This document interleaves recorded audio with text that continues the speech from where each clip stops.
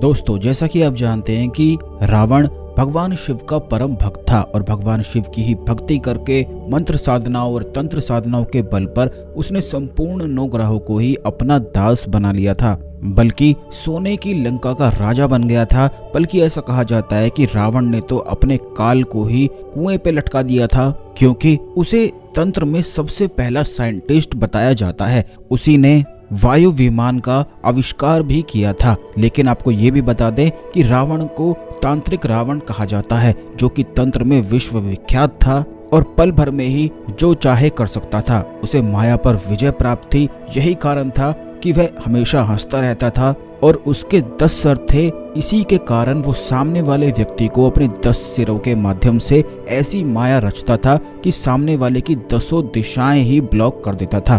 तो दोस्तों, आपको बता दें कि रावण द्वारा बताए हुए कुछ ऐसे खास प्रयोग, ऐसे कुछ खास मंत्र हैं जिसको अगर कर लिया जाए तो धन की परेशानी तो समाप्त होती ही है, बल्कि मनोकामना पूर्ति के लिए भी यह एकदम रामबाण और अचूक है। तो ध्यान से संपूर्ण वीडियो को देखकर इस जानकारी को प्राप्त करें, लेकिन उससे पहले वीडियो को लाइक करें, भगवान शिव को नमस्कार करें, ओम नमः शिवाय लिखकर कमेंट बॉक्स में। तो दोस्तों, आपको बता दें कि भगवान शिव की भक्ति के लिए रावण ने एक खास महल बनवा रखा था, जिसमें केवल वही प्रवेश करता था और वहां पर ऐसा कहा जाता है कि वह भगवान शिव से साक्षात बातें करता था। आपको ये जानकर भी हैरानी होगी कि रावण एक लेखक भी था, एक ज्योतिष आचार्य भी था, एक ब्राह्मण भी था, पंडित भी था, तांत्रिक भी था और एक बहुत बड़ा संगीतकार भी रावण को कहा जाता है। यानी कि वीणा बजाने का वह इतना शौकीन था कि पूरे दिन ही वह वीणा बजाता रहता था। जब भी उसे खाली समय मिलता था तो केवल वीणा बजाते हुए ही अपने खाली समय को व्यतीत वह करता था।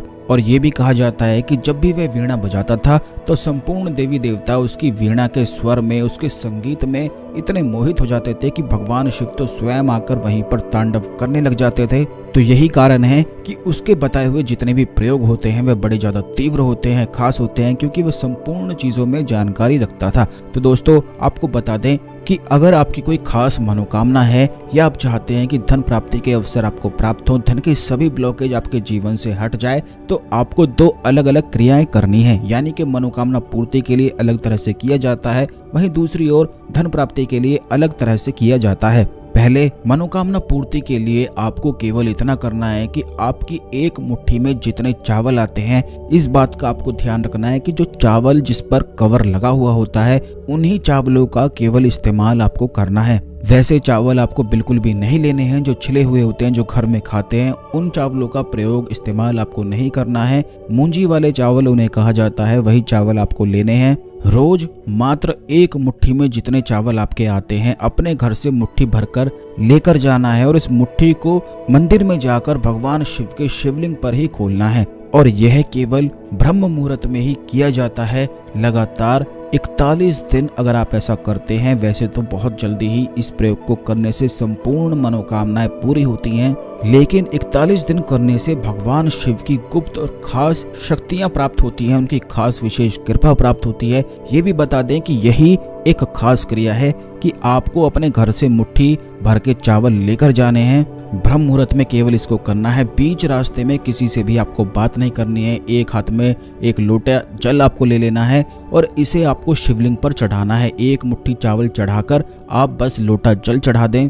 ये ऐसा संपूर्ण तंत्र प्रयोग है जो भगवान शिव की विशेष कृपा की प्राप्ति कराता है और इतना सरल है, बस इसमें थोड़े डेडिकेशन की आवश्यकता पड़ती है और ये डेडिकेशन भगवान शिव के भक्तों में ही मिलता है। भगवान शिव के भक्तों के लिए ये कोई बड़ी बात नहीं है, वह तो ऐसे ही इन चीजों को करते ही रहते हैं। लेकिन ये जो खास क्रिया हमने आपको बताई है कि मुट्ठी केवल शिवलिंग पर ही जाकर फिर घर से बंद करके खोलनी है। अगर आप चाहते हैं कि धन के लिए विशेष रूप से इस प्रयोग को किया जाए तो आपको ध्यान रखना है कि फिर आपको मुट्ठी में एक इलायची भी बंद करके रखनी है। लेकिन अगर आप चाहते हैं कि मनोकामना पूर्ति के लिए इस प्रयोग को किया जाए तो फिर आपको लौंग रखनी है।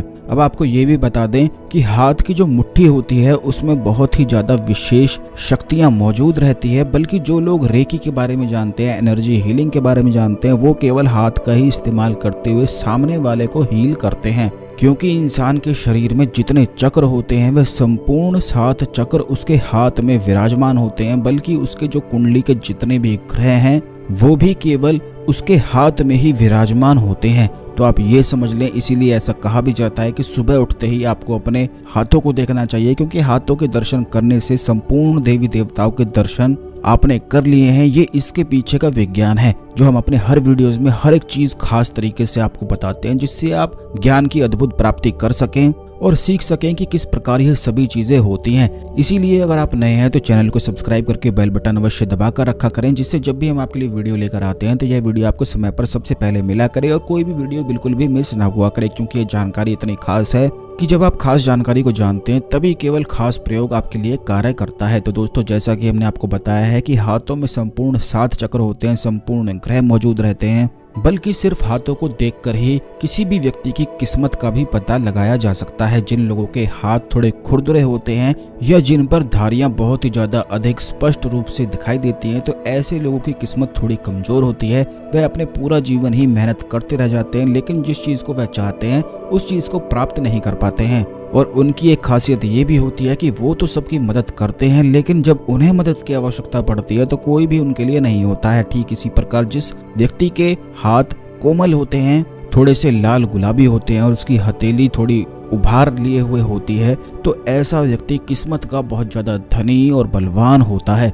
वह जिस भी चीज में हाथ डालता है उसे निश्चित सफलताएं मिलती हैं। तो दोस्तों, आप इस बात का भी ध्यान रखा करें कि जब भी आप शिवलिंग पर कुछ चढ़ाते हैं तो आपको अपने दोनों हाथ कुछ देर के लिए शिवलिंग पर रख देने चाहिए और उस समय आंखें बंद करके भगवान शिव का ध्यान करते हुए ओम नमः शिवाय का जाप करना चाहिए। लड़कियों को ओम शिवाय नमः का जाप करना चाहिए, क्योंकि ऐसा करने से जो आपके 7 चक्र हैं, जो आपका ऑरा है, जो आसपास आपके नेगेटिव ऊर्जाएं हैं, जो नेगेटिव शक्तियां हैं, उसे शिवलिंग सोख लेता है और आप में दिव्य शक्ति का संचार होता है। इसी खास क्रिया को खास ब्रह्म मुहूर्त पर करने से व्यक्ति धनवान तो बनता ही है, बल्कि ज्ञानवान भी बन जाता है। आपको ये भी बता दें कि जो व्यक्ति धनवान होता है तो उसके धन को तो छीना जा सकता है, लेकिन जो व्यक्ति ज्ञानवान है उसे किसी भी प्रकार से उसके ज्ञान को नहीं छीना जा सकता है, बल्कि अगले जन्म में भी वह उसी ज्ञान के साथ जन्म लेता है। इसीलिए ज्ञान को सबसे बड़ी संपत्ति और सुख कहा जाता है। इसके बल पर इंसान कुछ भी प्राप्त कर सकता है